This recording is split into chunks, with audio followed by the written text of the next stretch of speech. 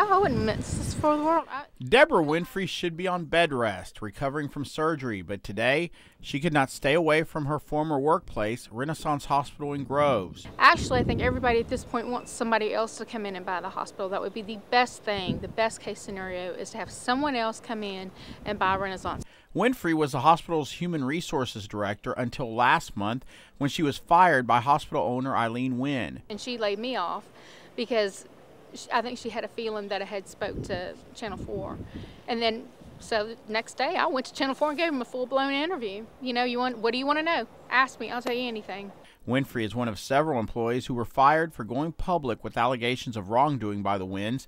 Those allegations include not paying employees on time and withholding money from their paychecks for health insurance, yet not paying the premiums. That means someone like Winfrey has ended up with no medical coverage when she most needs it. Now, what I want to know is, when's she going to pay my insurance so I can go have my second surgery? What many employees did not know was that the Winns owed Jefferson County more than $635,000 in property taxes. However, tax assessor collector Shane Howard was well aware of that fact and coordinated a raid at the hospital this morning to seize property. It was a massive show of force. We had 2 constables' office, a sheriff's office, state agencies involved.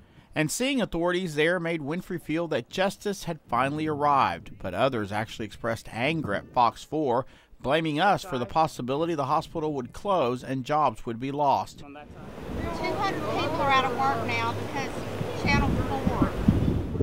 It's not his fault. It's called the First Amendment. It's called freedom of speech. Why you gonna tell me I don't know? Employee Sherelle Moore quickly came to our defense, praising our involvement. We applaud the news. We thank you all for everything that you have done because you give the little guy a voice. Meanwhile, Jefferson County authorities made patients and employees their priority. Howard seized property, but not the bank accounts so employees could get paid.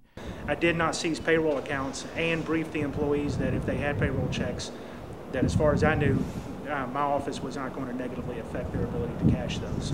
And as for patients, there were only 5, and they were all transferred to other hospitals. Still, for the mom of one of those patients, the ordeal was overwhelming. It's really hard, you know, having our family here, and as well as others.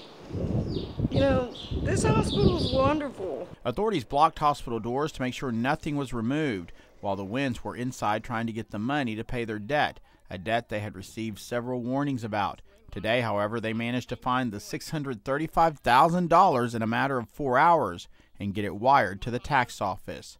Shocking employees who are used to the Winns claiming they don't have the money to pay them. It was just another letdown for employees who feel they have no one to turn to for help. She's violated so many different laws. I don't understand why all these police officers that are here have not put handcuffs on her yet and hauled her off. I asked the police to arrest her. I asked that police officer, I said, mister, if I go in Walmart and I steal $400 or $500 worth of merchandise, what are you going to do to me? He said, arrest you. I said, okay, there she is. She in there, arrest her. She done stole over 200 employees' paychecks, theft of insurance, wages, fraud. Why isn't she arrested? Winfrey did not leave with the justice she had hoped for. Instead, she received a trespassing warning. And Moore was also told to leave after she spoke to a state inspector who's been investigating some of the allegations against the hospital. She had told him that if they did not get paid this week, many employees would be walking out. Both women vow to keep fighting. I hope she's ready. This is the last you'll hear from me. Angel San Juan, Fox 4 News.